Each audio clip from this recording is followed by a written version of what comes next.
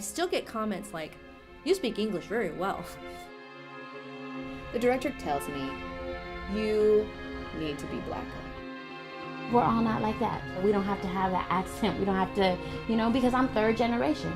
My Spanish is really bad. With women from the Middle East, it's like the most offensive, the most painful stereotypes exist. Women on the staff reportedly had to sign an agreement that they would not ever sue for sexual harassment. The writers were talking about their own sex lives. They were talking about the cast. Renee Zellweger in Cold Mountain played a character that was actually a black slave in the novel, and they wanted to cast Renee, so they turned her into an Appalachian white woman. Books that have been made into films where the character was gay, and in the film version, they're straight. And you're like, why?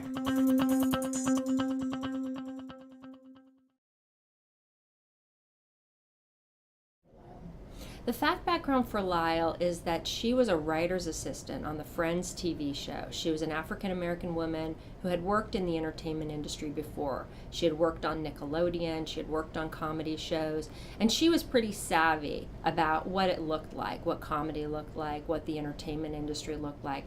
But nothing prepared her for what she experienced on the Friends TV show. She would be in the comedy writer's room taking notes, or sometimes being told not to take notes, while the writers engaged in really outrageous, offensive behavior, both against women and against African Americans. In the course of doing her job, she was exposed to a litany of kind of antics that one can only be described as kind of frat boy type humor. I mean, the writers were talking about their own sex lives. They were talking about the cast, about how Courtney Cox's vagina was dried up, about how they can nail Jennifer Aniston, about like anything you can think of. And this really had nothing to do with the production of the show. As the writer's assistant, she was required to write down everything that was said, including things that she found very offensive and things that were very graphic. And the question was whether the California statute that bans sexual harassment applies to a television production process like Friends. And I wrote a brief in that case on her behalf, arguing that the law should apply and that the conduct in the actual case exceeded what was necessary to write the show. The studio argued that this is a show about sex, it's a sex comedy, and so we have to talk about sex in the writer's room. We were very concerned that the arguments being made on the other side were really going to eviscerate harassment law by carving out an exception for certain workplaces. In that case, creative workplaces wanted to be essentially exempted from many parts of sexual harassment law, and by extension, to racial harassment law. But the telling piece of evidence in the case was when they would go off on these rants and these tangents and like their sexcapades, they would tell Ms. Lyle specifically, don't write any of this stuff down. Like, now turn it off. You have to be here, but this isn't part of your writer's assistant job. And so the case was based, at least the harassment elements of the case, were based upon the compelled nature of her exposure to rampant sexism. There seems to be an idea that if you're writing comedy, you shouldn't have any restrictions on what you can say and what you can do to other people that you're working with. And because it's already been a bastion of mostly young white men, the idea that that cultural standard for the comedy writer's room should just persist until the end of time, because that's worked for young white straight men, just to me is outrageous. If you want to open the doors to all facets of employment, sometimes cultures have to change, and I cannot believe that you can't be funny or can't write comedy without being sexist or racist. The fear is that that sort of environment deters women from applying to take those jobs because they know they're going to have to hear this sort of misogynistic banter every day at work and sort of tolerate that. And I think that's part of the reason why the numbers are so low. If you look at the numbers of writers, less than a quarter, based on the most recent study that I've seen, are female. So there is a lot of barriers to entry, and part of the problem is this misogynistic banter that's permitted and is authorized, they claim, based on artistic freedom. Who knows why there seems to be an underrepresented, doesn't seem, there is an underrepresentation of women and minorities amongst writing staffs. And, one could surmise that this type of offensive environment is one of the root factors. I mean, that's when the U.S. Supreme Court recognized the doctrine of sexual harassment. They were talking about how women shouldn't have to run the gauntlet of abuse in order to maintain their jobs. How this type of abusive environment really erects barriers to civil rights and equal opportunity.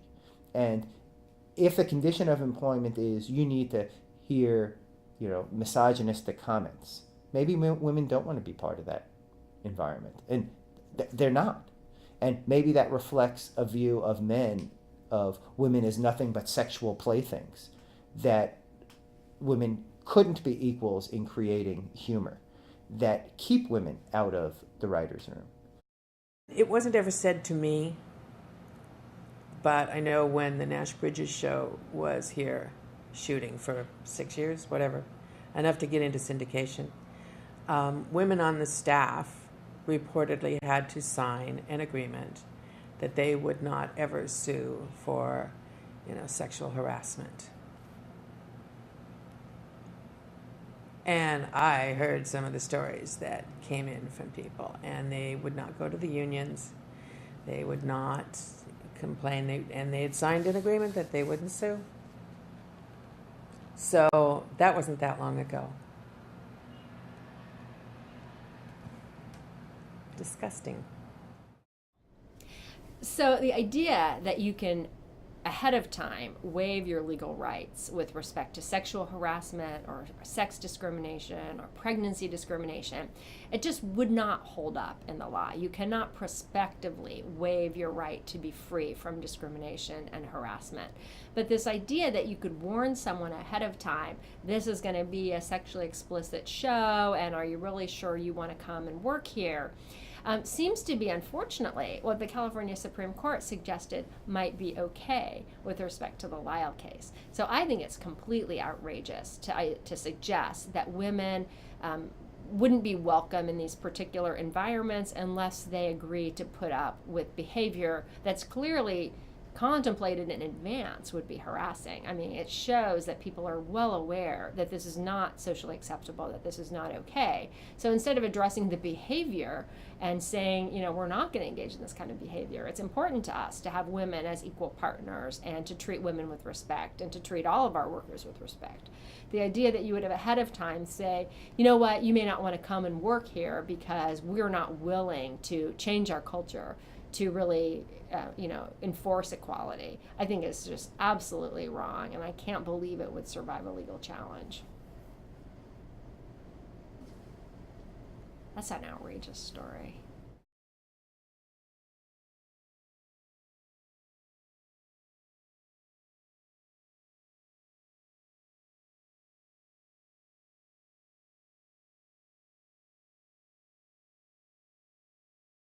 I never had any direct contact with Ms. Lyle, so I've been told that she was in the military and that she was stationed overseas at the time the Lyle decision came down. What happened to her, I really don't know.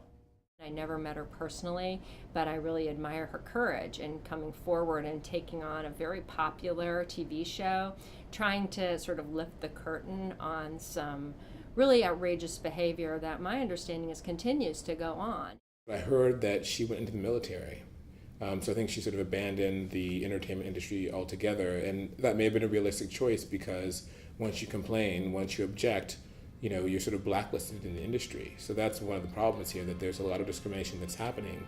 But people know that if you object, if you buck the system, then people turn against you and you won't work again. And so it's institutionalized retaliation, which prevents any sort of legal inquiry into this practice of discrimination. I know what this dress name is. Sleeping Beauty. And mine is Snow White.